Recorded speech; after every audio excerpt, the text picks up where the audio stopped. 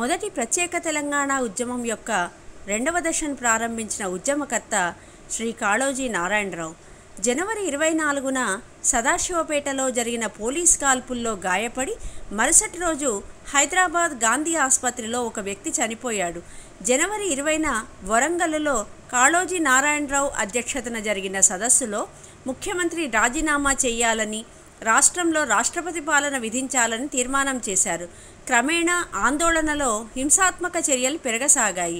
ఆంధ్ర ప్రాంతపు వారి ఆస్తులు తగలబెట్టడం, దోపిడీలు విస్తృతంగా జరిగాయి. ఆంధ్ర ప్రాంతంలో కూడా ప్రజలు సమ్మెలు చేయసాగారు. తెలంగాణలోని అనేక పట్టణాల్లోనూ, ఆంధ్రాలోని కొన్ని పట్టణాల్లోనూ సైన్యం కవాతు జరిపింది. ఉద్యమం శాంతియుతంగా జరపాలని కోరుతూ ఉద్యమ నాయకుడు మల్లికార్జున్ విద్యార్థులకు విజ్ఞప్తి చేశాడు. అయినా హింస తగ్గలేదు. ఫిబ్రవరి 25న తాండూరులో హింసాత్మక ఘటనలు జరిగినప్పుడు పోలీసు కాల్పుల్లో ఒక వ్యక్తి చనిపోయాడు. కోర్టు కేసులు 1969 జనవరి 22 నాటి ప్రభుత్వ ఉత్తర్వు రాజ్యాంగంలోని ప్రాథమిక హక్కుల అధికరణలకు విరుద్ధమని కొందరు ఉద్యోగులు హైకోర్టులో దావా వేశారు. అలాగే ఇదే ప్రభుత్వ ఉత్తర్వుకు వ్యతిరేకంగా జనవరి 31న 5గురు తెలంగాణ ప్రాంత ఉద్యోగినులు మరో దావా వేశారు. తమ భర్తలు ఆంధ్ర ప్రాంతం వారని, ఈ ప్రభుత్వ ఉత్తర్వు వలన తమకు అన్యాయం జరుగుతుందని వారి వాదన.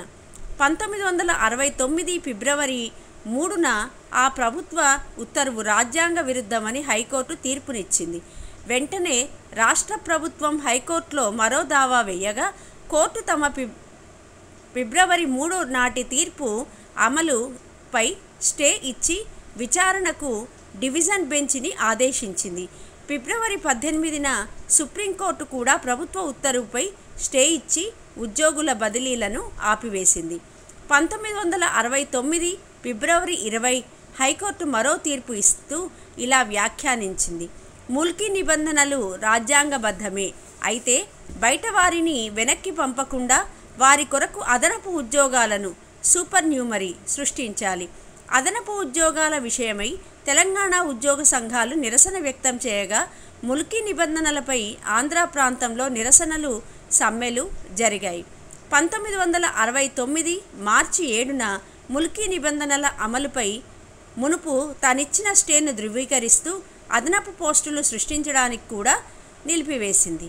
1969 మార్చి 29న సుప్రీంకోర్టు ఈ విధంగా తీర్పునిచ్చింది: ముల్కీ నిబంధనలు రాజ్యాంగ విరుద్ధం, తెలంగాణలోని ఆంధ్ర ఉద్యోగులను వెనక్కి పంపే ప్రభుత్వ ఉత్తర్వు రద్దు చేసి తెలంగాణ ప్రజాసమితి 1969 ఫిబ్రవరి 28న యువకులు, మేధావి వర్గాలు కలిసి హైదరాబాదులో తెలంగాణ ప్రజాసమితిని స్థాపించారు. ప్రత్యేక తెలంగాణ రాష్ట్రమే దీని ధ్యేయం. మొదటి కార్యక్రమంగా మార్చి 3న తెలంగాణ బంద్కు జరిపింది.